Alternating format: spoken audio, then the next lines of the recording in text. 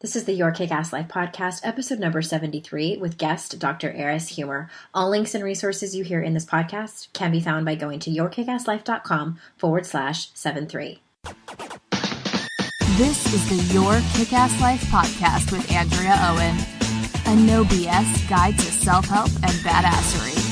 Because ladies, let's face it, life's too short for it to not kick ass. And here's your host, the girl who serves it up straight with a side of crazy, Andrea Owen. Hey everyone, welcome to another episode of the podcast. And as always, I'm very excited and grateful that you're here and very excited to bring you today's guest. My friend Eris and I met what feels like 150 years ago in our the Coaches Training Institute in our training together. She was, I believe, already a licensed therapist and kind of came over to the coaching side. And that's how we met and hooked up. So let me tell you a little bit more about Eris. She has a PhD and an MFT and has broken down psychology on sex, love, breakups, divorce, and other human behaviors on so many different shows. Let me just read you a few of them. HLN's Dr. Drew, Nancy Grace, the Hallmark Channel, NPR, Entertainment Tonight. That show with Ryan Seacrest, KIS-FM. Do they call it KISS FM? I think they do. She's also a star of Bravo's TV LA Shrinks. You may have seen her there. And the author of Breakup Emergency, a guide to transform your breakup into a breakthrough. And I have something really exciting to tell you guys. So it's been 2 years since my book, 52 Ways to Live a Kick-Ass Life, came out. I can't even believe it's been that long. I feel like I blinked and 2 years went by. It was actually, the anniversary was yesterday, November 17th, and it came out early. It was supposed to come out in January, but that happens sometimes in traditional publishing. And so to celebrate, I am offering a sale on my book for personalized signed copies. So if you would like to get your hot little hands on a personalized signed copy of my book, for only $15. That includes shipping to U.S. states only. Sorry, guys. If you want a signed copy, please send us an email and we will get you a quote. If you are living outside the U.S., send us an email at support@yourkickasslife.com and we will get back to you. But to get your hot little hands on a copy, a personalized signed copy of my book for only $15, that includes shipping, go to yourkickasslife.com/52 ways. That's the number 52 ways, no dash in there or anything. And again, $15 get you a personalized signed copy. It's a great gift for the holidays. If you already have a copy and you have some girlfriends that need some lighting a fire under their ass to live a kick-ass life, great holiday gift, great stocking stuffers, and it's got a really pretty pink cover. yourkickasslife.com/52 ways. And without further ado, here is Eris.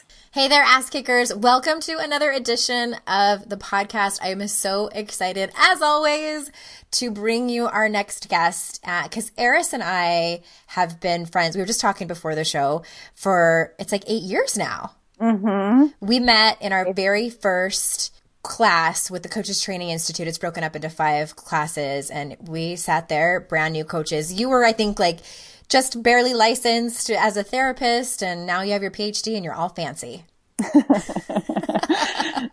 Fancy schmancy. Fancy schmancy. But thank you so much for being here. And I'm so excited to talk to you about relationships. And because who doesn't have relationship issues? And that's why we're here on the podcast to talk about what I like to say, shit that matters. And you ready to get started? Yeah, well, relationships with everything, with work, with your family, with love relationships, with everything. I mean, that's what keeps us alive, right? Absolutely. That's why we're here. Yeah. The drama of it keeps us alive. Keep us on our toes, that's for sure. Keeps us on our toes. And then the good feeling of love. Yeah. That's what makes life worth living. So. Well, speaking of drama, you are now happily married with a toddler, but can you tell us about your relationship life before that? So what did you kind of need to go through that inspired you to write your book and become the woman that we see today? Well, okay. So in my 20s, and before then, I had breakup after breakup, horrible relationships. And it even sets back before them because I come from a divorced home. And so my parents were divorced. And so that was my example. The way they were with each other is exactly how I learned to be with other people. So our parents are always our reference, right, of learned behavior. And so I kept attracting like kind of toxic relationships in my life and also how I was behaving in my life. And so it was just horrible. And I just kept getting my heart broken over and over again. And then when I was 27 years old, I went through a breakup with a guy that honestly, I was only with him for 3 months. But he was quote unquote the love of my life, like the person I was going to spend the rest of my life with. I was just so, I just felt a really deep soul connection to him. And he broke up with me over the phone back when, we didn't use cell phones as much as we do now. And I thought that my life was completely over and I didn't know what direction to go. I didn't know where I was going. I wasn't settled in my career. I just had no clue where I was at. And so I started writing in my journal, which, by the way, the Artist Way, how they have you do the morning pages every morning, 3 pages, that was like a life changer for me. And I went down to the beach and I was just writing and writing in my journal, and literally out came this idea for this book on how to heal your heart after a breakup. And at the time it was called A Prince Turns Into a Frog, a breakup book, plus 10 remedies to heal your broken heart, which, by the way, I still need to write for younger girls and teenagers. But yeah, so that was, the inspiration of my book and getting my master's in psychology, again, ending up getting my doctorate in marriage and family therapy. And yeah, so I ended up, people said, wow, you have a lot to say. You should do something with this. You can actually help people, because I went to a lot of therapy at the time, and they just kept me in my drama, kept me in the like negative cycle. And I wasn't finding a way to heal myself. Right. So I was like, well, if these people can't help me, then I have to figure out a way to help myself. And that's what I did. And so I ended up writing Breakup Emergency as my thesis for my master's degree. So I went to get my master's with the intention of I was going to research everything about relationships, because that was my passion. And I did, all of my research papers were on marriage and family and figuring out, why we do what we do and the behaviors of what we do. And then I ended up getting together with my husband, who ended up helping me co-write the book, which is now published. My boyfriend at the time helped me, and now it's Breakup Emergency.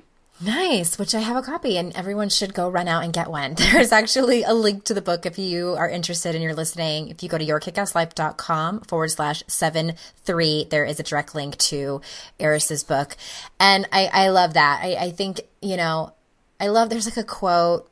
I don't know if the Harry Potter lady said this or what. I'm so terrible with quotes and crediting the people. I'm so embarrassed. But she says, rock bottom is the solid foundation I built my life on. Yeah. And I think that is for all of us. I mean, as you know, getting sober, it's like everybody has a different bottom. And for everybody, it's different in a different way. Like there's no one size fits all formula for anyone, right? For me, it was relationships. Like that was my poison. That was mine too. Yeah. And so that was my bottom, and just I was so scared and all alone. And so I needed to figure it out. And that's why I say everybody needs to be their own physician, heal yourself, right? We all need to figure out what works for us. And so I needed to figure that out for myself and get through relationships. And, that to me still today is the toughest work to do. Even though I've been with my husband for almost 11 years. And, we've got a great, solid marriage, but it takes work to be in a good, solid marriage. I can't tell you how many people come into my office and say, God, I don't want to do it. Why does it have to take this much work? I'm like, are you kidding me? Get a dog. And dogs are a lot of work too, by the way. Get a hamster. Oh my God, it's so much work. Like fish will die if you don't feed it every day. Right. So yeah, it's the same thing. It's you have to put work into something that is good. Your their job. I mean, people work 8+ hours a day. They put all of this time and energy to, go to work and or make put in money. that much time at the gym. Yeah. Yeah. And then nothing with their relationship. They just want it to be easy. Because love should be easy, right? Yeah. Yeah. Yes, I get it. And that's interesting that you bring that up. And we don't have to go down this long tangent. And I have no idea if you identify at all with back then being a love addict, but I certainly was. And I think people hear my story. Sorry, you guys, if you can hear my dog like rolling around on the carpet behind me and just having a very fun time. But when people hear that I got sober, I think a lot of people assume that was my rock bottom, and it actually wasn't. Like, my sobriety was just kind of my last kind of, vice that I had. Alcohol was like what I was holding on to, like in the meantime, while I was still healing from love addiction. And like that, relationships and love were my poison. Like that. Well, yeah, but you were drinking alcohol to get through that, right? I mean, so that, it's like, whether it's food, whether it's shopping, whether it's alcohol, whether it's drugs, whatever it is, that in that moment is taking you away from getting to the core of what the real issue is, of what's really going on. So for me, I mean, I was addicted to cigarettes. I used to smoke like at least a pack a day until I was 27 years old. And when I stopped that, which by the way, I did through 12-step program myself, when I stopped that, that was when I really had to face myself, or, if I didn't go to food or whatever it was, try to escape my feelings, because learning to deal with your feelings, that's the challenging part, to not let them take over. Yeah. Right. Mm-hmm. I talk about that all the time, about like running away from feeling your feelings. And it's, I escaped that for years and years and years. And it's like, there are still times, I was just telling you before we started recording, we're having some issues with my son with special needs, and it's been like an emotional, it's one thing to go through stuff with my business or my marriage, but when it's my kid, forget it. Like, you talk about wanting to run away from that pain, it's like a freight train coming. And, God, I mean, I have to pull out all my tools and like work on my stuff and reach out to my friends and, practice self-kindness and all of these things. So it's a constant work on yourself thing. Yeah. Yeah. And that's with a child with autism, and even with children who don't have autism, it's a constant thing. Still, right? Yes. I have one that doesn't have autism still. Yes. They're, totally. They're there to push your buttons just as much. Right. Well, here's a question I hear from my listeners pretty often is what to do when they start their own personal development journey and start to really get into it, and their partner, however, does not. Their partner doesn't get it. They don't necessarily even want to hear about it, and things kind of shift in the relationship. So my question for you is, do you think this marriage can still work? And if so, how? So I think that, as I always say, it depends on the relationship, and where you're at, and how young were you when you met, and how much did you really know yourself when you met? I mean, I look at relationships a little different than a lot of people. I mean, a relationship is a choice, right? So we make a choice to be with somebody. And if you are on a journey where you both have a vision of going in the same direction of what you want to achieve, then the marriage can work, and sometimes we go off track and we're not on the same page, and that's totally normal to go through these, different stages in your marriage where you're not on the same page, right? But if in the end, we want to achieve this together, we're in it to win it, then of course your marriage is gonna last. But, some people are in marriages where it's just, they're just not on the same page, and they're in this misery loves company sort of dynamic. So what I suggest is, that you get some outside help, whether it's through a relationship coach, whether it's through a counselor, and really help you, sift your way through the difficult time. I mean, Clayton and I have gone through points in my career. Even I remember now that you're saying that, when I was getting, I had gotten my master's when we were together, but when I got my life coaching, degree, and it was like all new, and I was all in this self-help mode, and he was like, dude, you need to calm down. This is like wonky stuff. Like, I was going to all these seminars, and he's like, okay, they're snake oil salesmen. Don't go down that path. And I was like, you're so negative. How can you possibly, I don't like this vibration. Yes, get out of my way. And God bless him. I mean, he just really stuck by my side and kept, trying to keep me in reality land. And, I knew that he always had his best intentions, in his heart for me and for us. And, I got through it. And then we were on the same page again. And then we get off the same page. And then we get back on the same page. And that's why I say, relationships take work. You have to be talking with each other, communicating with each other, and just if the talks are about, okay, we want this to work, how do we make it work? How do we stay in the solution of making our marriage work? Then, absolutely. I think any marriage can work. I mean, I'm in the business of helping people have a better marriage. It's just, you have to really take a look at your relationship in the mirror and be honest. Yeah. Put it in reality land.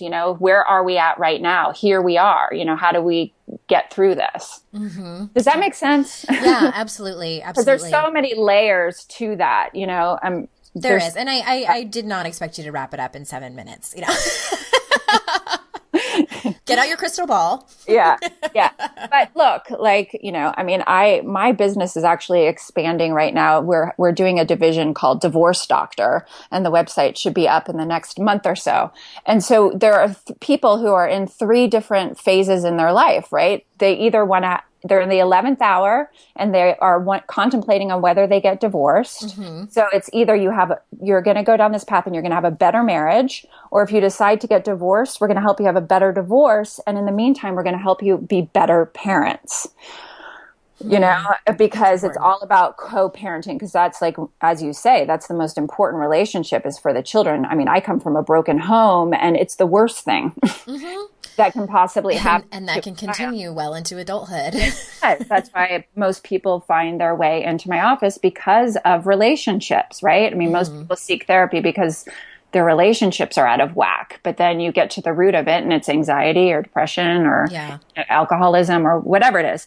But so, yeah, when we're in the 11th hour and we think our relationship isn't going to work because we're all into, this new way of being and self-discovery and individuation and excitement of who we're becoming, and our partner isn't on the same page. Well, if your partner isn't going to be supportive of you at all, then you really have to be honest with yourself and say, okay, am I going to go down this path? Is this going to be something that's healthy? Because ultimately you want your relationship to inspire you to become a better person. And you also want to inspire your spouse to become a better person too. We're supposed to be on the same team here, right? Mm-hmm. And balance each other out. And, one person might have strengths in one area and the other person has strengths in another area. And are we good teammates? Are we in it to win it? This game that we've chosen to play together. Yeah. Yeah. And I just want to tag on to something that you said too about going to therapy. And I think that, and I'm not a therapist, but I make up in my own experience and talking to other people that have gone, we tend to go to therapy when it's an emergency. Like when things have gotten so bad that we should have probably gone 2 years ago or more. So I always, anytime I write about relationships, and I wrote a post when I turned 40, what I would have told my 20-year-old self or something. And I was like, the time to work on your marriage is now, when you're not with someone, work on yourself and maintenance, when you're married. And it seems kind of weird, why would I go to therapy? If we just have minor problems, go. Trust me. Yeah. And if it's not therapy, do something together, right? I mean, I think that there's 3 components into having a healthy relationship, and they're broken down into, pretty simple words. One is hugging, meaning, it doesn't have to be sex all the time, but to be sweet with each other. In the morning, peck each other, a kiss on the lips to say good morning. When you're in the kitchen, just rub your hand, on your husband's back, touch your husband's hand, acknowledge each other. Hey babe, send a sweet little text, that is just the simple things you can do to nurture your relationship. And the second one is talking. You have to communicate with each other when it's good, not just the honey, we need to talk. You need to continue to have communication with each other every single day. Right. And it's not just like, okay, because, once you have kids, it's all about diapers and how many poops did the kid have, and what time are you going to pick the kids up from school? No, it's connecting with each other. Setting that time aside it's like putting gasoline in your car every week. Like Absolutely. You have to do it for your car to run. Well, you have to do it for your relationship to run. And the third is be mindful of your relationship and, your spouse and where they are at, and also yourself, be honest about yourself and where you're at. And that goes back to also what we were just talking about. You have to be mindful, like even though you're now on this new journey of self-realization, your spouse might not be sensitive to that, and They might be intimidated by it. be intimidated, or they might, not really get it. And your excitement might be overwhelming for them, so if you want the relationship to work, be mindful of where they're at as well. And we need to live by example anyway, right? So live by example to your spouse instead of just, telling them they're negative and horrible and They're wrong. They're wrong, right? Absolutely. That's great advice. Thank you. And I was perusing your site recently, which I love, by the way. You guys go. Easiest way to get there, yourkickasslife.com/73. And you have this really great Dr. Eris video reel on your website. It's got so many great nuggets, clips from, you therapizing people on different shows and just all about relationships. And one of them jumped out at me, and you said something to the effect of, if you haven't healed your past, you can't have a good relationship with yourself. And if you can't have a good relationship with yourself, you can't have a good relationship with a partner. Now, I know, again, this is a really meaty, juicy question, but for someone listening where that strikes a chord, where do you suggest they begin? Right. Well, your relationship with yourself needs to be number one. And that isn't being selfish. Right. It's not like, I need to spend this money to buy these, Louis Vuittons. I was just going to say that. I need a new Fendi bag. It's that, I need to go, take care of myself, and we do the wheel of life too, right? I mean, we're all about that, right? So you have to be in tune with yourself mentally, physically, with your body, career, finance, your relationships, your home environment. All of these aspects of your life need to be in a good place. Like, you need to feel solid with yourself at a core level in order to be in a healthy relationship. If you're insecure, if you're not in a good place, if you don't feel good about yourself and the choices you're making, that's exactly the kind of relationship you're going to attract in your life, or that's how other people are going to treat you, how you feel about yourself, right? So working on yourself is key. Being happy, or at least working on yourself, is the number one responsibility you have. And that is also, if you're in a relationship, I mean, if you're happy with yourself, that's the reflection you're going to give to your spouse on how to treat you. If you treat yourself well, other people are going to treat you well. And so, yeah, I mean, we all need tune-ups, right? Our relationships need tune-ups, but we need tune-ups ourselves. And if we're, putting, talk about, love addiction or being in toxic relationships or toxic marriages. I mean, that says something about where we're at within our own lives, how we feel in that relationship, right? Absolutely. And when you were saying all that, it reminded me of when I was in my 20s, and I had a similar story to yours. I was actually in a really long relationship that ended up not working out. And in retrospect, what I see that I was doing was, and this is just classic codependence, but to explain that, it was my desperate need and really addiction to control. And what that manifested as is I was obsessed with changing him. I was refusing, and I wasn't even conscious of this. Like, I totally refused to look at my own stuff. I just was convinced, I was married to the belief that if he changed, if everyone around me changed, even like members of his family and members of my family and the guy at the bodega and like, everybody, if they just acted right, like what my definition of that, then I would be happy. Then I wouldn't act like a crazy person anymore. And that is exhausting. Let me tell you, I did it for over a decade. And I finally was like, oh, maybe if I changed and looked at my own shit, then things might change. And my whole life changed for the better. It wasn't easy. Yeah, no, it's not easy work. And, I see it a lot of times also. I mean, in today's time, I mean, you see, especially with women, they're not attracting relationships and they're in their 40s, and still haven't found the person. And you start getting really desperate, right?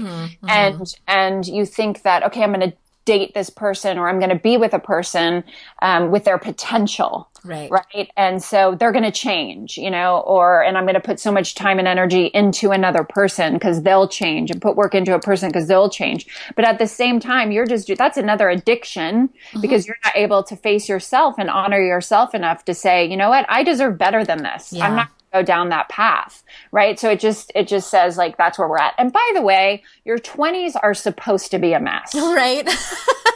Like people need to stop giving themselves such a hard time in their 20s. I mean, my clients, who I get to work with in their, 20s, if they're able to work with me, I just look at them. I'm like, give yourself a break. Yeah. Like, it's okay to have this anxiety right now. It's okay to be depressed and lost and confused. It really is okay. Give yourself a break because you're 20s. You're supposed to be figuring this self out. Absolutely. This stuff. Yeah. I mean, I got to hand it to my clients that have come to me and they're in their 20s and I have the same experience. And I'm like, here, I'm just going to give you all these tools and go out and mess them all up. Hold on to them though. So when you're in your 30s and 40s, you can start to figure it out. Yeah. It's true. Yeah. Yeah. I mean, you look beautiful and great in your 20s. You feel like, oh my God, you've got this glowing skin and you're looking fantastic. You don't have to figure it all. God's a fair God, like look beautiful, be a mess, and then, get your shit together later. Yeah. Yeah. But learn from your mistakes, Yes. I think your 20s a lot, if you're fortunate enough, and I think your listeners are, in the on the self-help journey, right, of self-awareness. If you're in that place, you're able to learn from it's failing forward, right? We make a mistake and then we build upon that and it builds character, builds who we are. I mean, we can't see the light until we've seen the dark on some level. Right. I mean, it's impossible. Absolutely. Yes. I love that. You can't, the polarity is super important. Yes. I love that.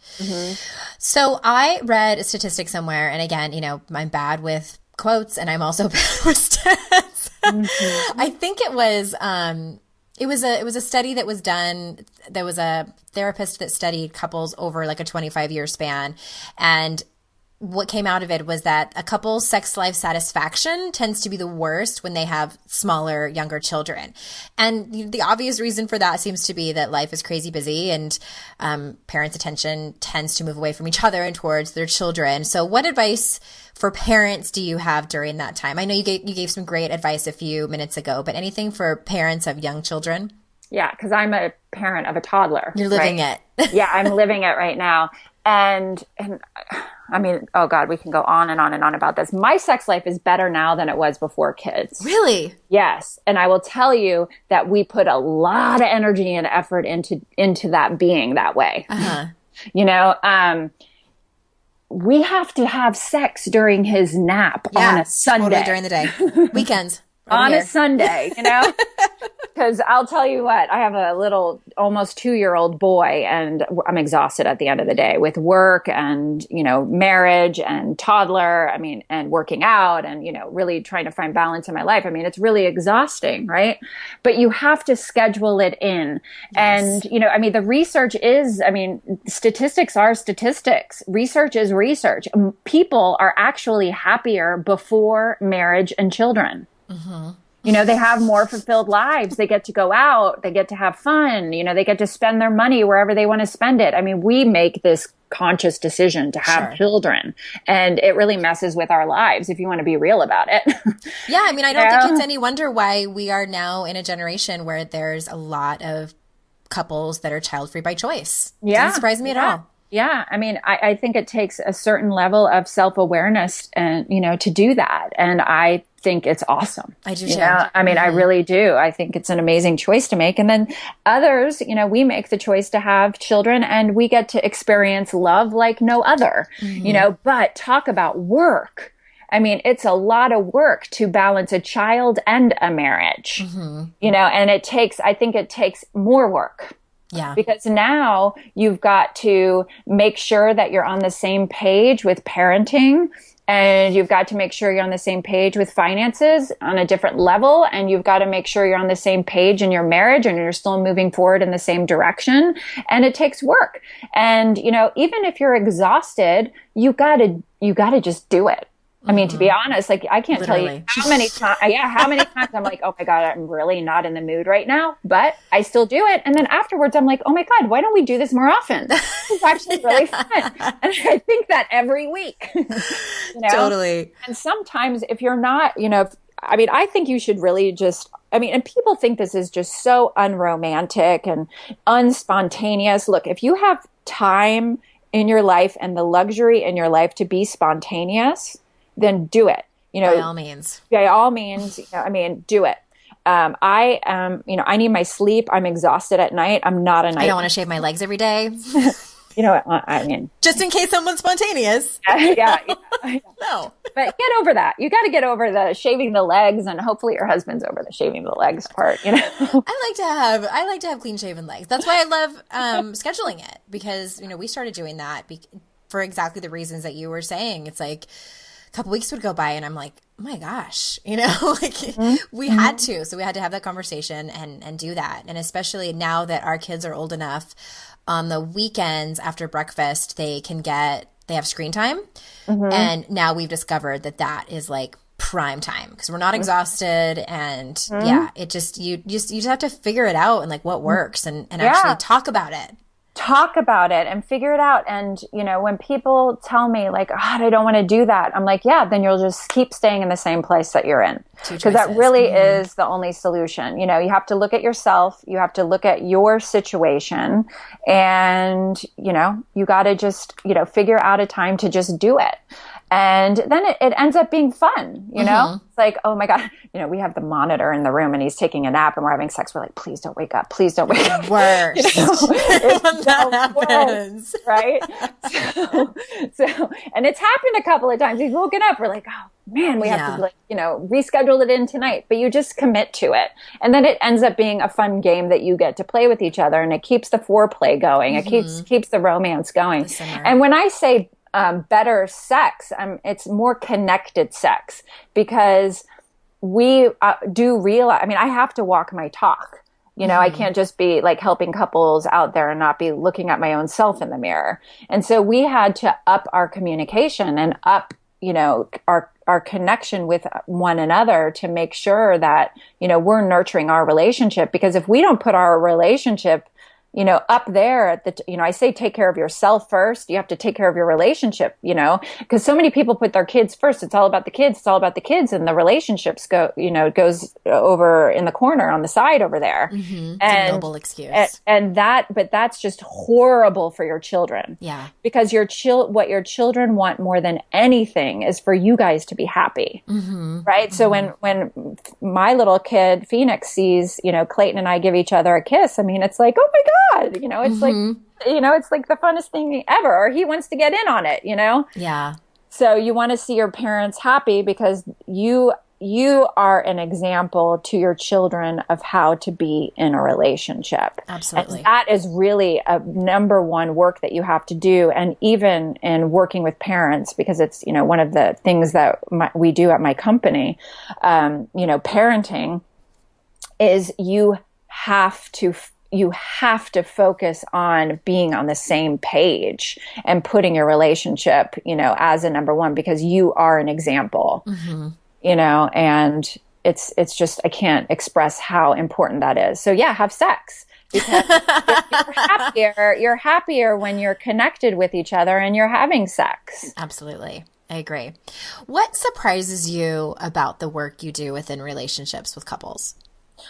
A lot, surprises me. I've seen so much. I've done this for so long, but the one thing is that people don't want to put the work into it, and they'd rather stay in the miserable feeling than do the work to be happier. They'd rather stay in the resentment that they're having towards their spouse than to get over it and work through it and to be happier together. They'd rather stay in their own anger towards whatever their spouse has done in the past rather than to make a commitment to stay together and move forward together. You've got to either decide, I'm going to have a better marriage or I'm going to have a better divorce, right? You got to choose one. You're either in it to win it or get out. Right. And I'm a big fan of staying in it, especially if children are involved, but this is one of my favorite tools that I do with couples when they're in high crisis and they just can't get past their own BS. Is I record the session so they can just hear themselves. Oh God, ridiculous they sound. That's like, painful to watch. Take your iPhones. I say it right now. I'm like, you either have to get out, or if I can't work with you if you're going to stay like this. Put your recorders on, and then when you go home, you need to listen to yourselves. And so maybe if you guys are having an argument at home, you can use that tool too and just reflect on how we're treating each other. You have to figure out a way to get over your own egos and find a happier place because, the world is really, it's a tough world we're living in today.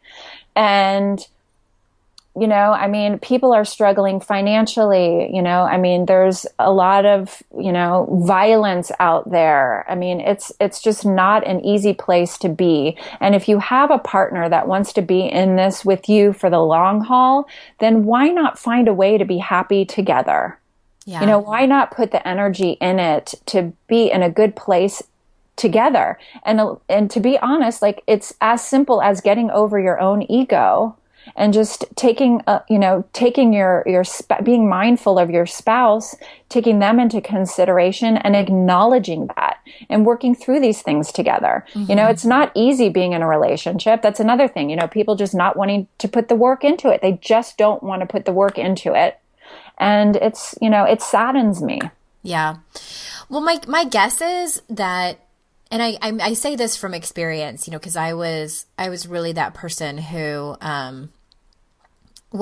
before I married my first husband, we were in therapy and we'd been together for a long time, 10 years before we even got married. And she said, we were, it's the same story around and around. We kept going. And she looked at me. He was there with me. She looked at me and she said, I really truly believe he's not going to change. So you have two choices. You can either stay and live with this habit that he had. It was a long story.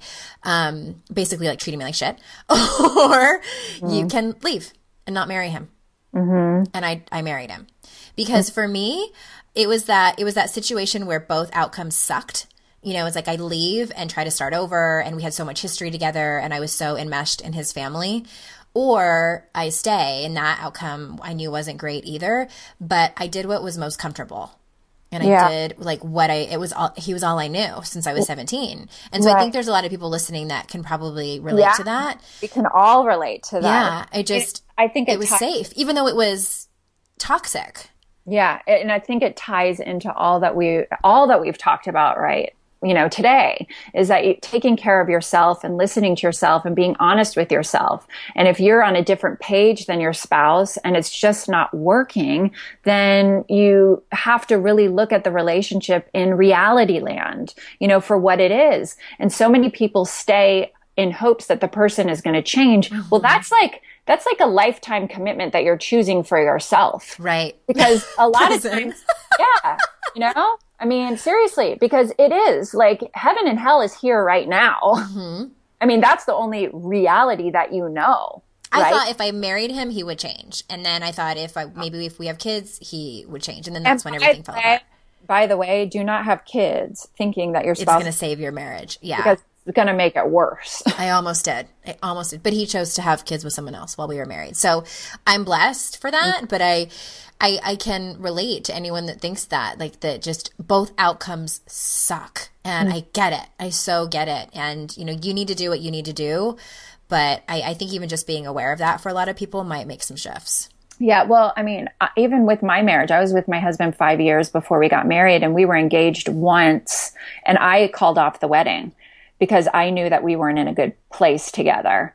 And people they bought their plane tickets to our wedding, and the place was set, everything was set to go. I mean, people were literally they had their plane tickets flying in from Europe to come to our wedding, and I had to find the courage within myself and call it off, because I knew it wasn't right. I wasn't just going to do it because I had a wedding date set.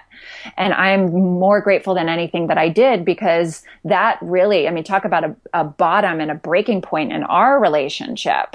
We had to really like take a look at ourselves. And, that took a lot for him too, because talk about ego, like, oh my God, she, just called off the wedding. And so we had to work on our relationship at that point in time. And he ended up re-proposing and we ended up getting married, after that. But, you needed that. Yeah. We needed that, so I think we all go through challenges in our own ways. We all have different dynamics. There's no like magic pill, but I think that if you can really just be honest, I mean, it's about being honest in the moment and being mindful of the other person and nurturing the relationship and putting energy into it, then you can really like decide, like, are we going to make a strong commitment and union with each other, or are we going to be happier people, like moving on and going our separate ways? Absolutely. Oh, such good stuff. I have one more question before we wrap up, and I love to ask this question of my guests so we can all share some common humanity, because I know there's people listening who are like, oh, this woman with her doctorate in marriage and family counseling. I just admitted I called off my wedding. I know. And we appreciate your vulnerability. I am all about telling people, like, my marriage isn't perfect. I have to work on it. It's not like we're like the Brady Bunch over here at all. In fact, we're the exact opposite, because this is like relationships are challenging for me. And that was my question for you. Like, what trips you up? Like, when do you have to reach into your toolbox and practice what you know and teach? It doesn't have to be marriage stuff. It is my marriage stuff. And I think that's why I do what I do. And I think that's why I'm sorry to say, but I am good at what I do, because I work really hard at my marriage. It doesn't come easy to me. I didn't have good examples. My parents were not good examples in their marriage with each other. And I have always struggled with it. And my husband and I are both very strong personalities. We're both extroverted A-type personalities, and, we can easily get into a power struggle and do, but then I have to use my tools that I teach every day and I have to grab into my toolbox and become vulnerable. And the key to, being vulnerable with another person allows the intimacy to come back in. Absolutely. The other night, my husband was sharing with me his frustration, that he was having. And I was exhausted at the end of the night. And I was basically like, get over it. Like, please just get over it, And then I went to sleep that night. And then I woke up in the morning and I said, I'm really sorry about our conversation last night. I would just like to acknowledge that I hear you, that you're going through a really hard time about this. And I'm sorry about that. And I get it. He was just like, wow, I really appreciate you saying that. Like, that's all I needed for you to acknowledge it. And that was me getting over my own ego, right? And just trying to tune into him and where he's at. And just those words get you a really long way, because then you have the conversation later in the day and he's like, Eris, I just want you to know I really love you. I just love you, because I allowed myself to be sensitive towards him. Yeah. I love that story. It takes so much work. I know a few months ago, I was mad at my husband for something, and it happened while he was at work, and we had this conversation. And then when he got home, he knew like it was going to go down. And so I sat him down in the kitchen. The kids were playing outside, and I started talking, and I said, I want you just to listen, because I preface my conversations because he's a fixer. And so I'm like, I just need you to listen. I need you to hear me out.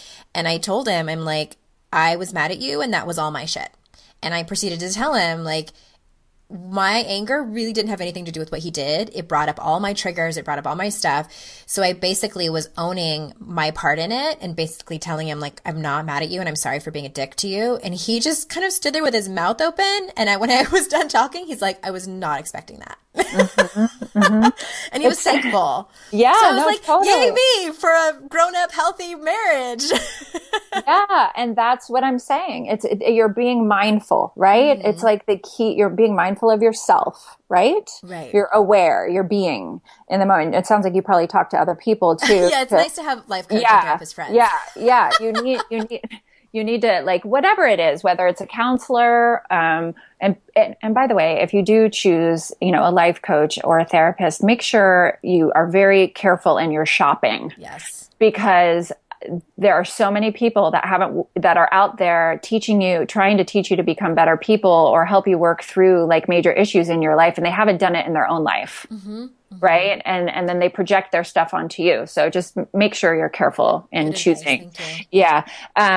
Be very careful. I mean, I always say talk to 3 people at least, make sure you're really doing your research.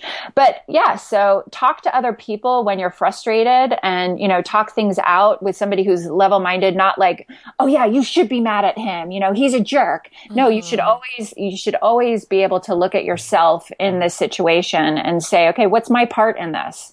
Yeah. And then just keep the focus on yourself instead of them. And then you'll be amazed at what kind of breakthrough you might have. Right.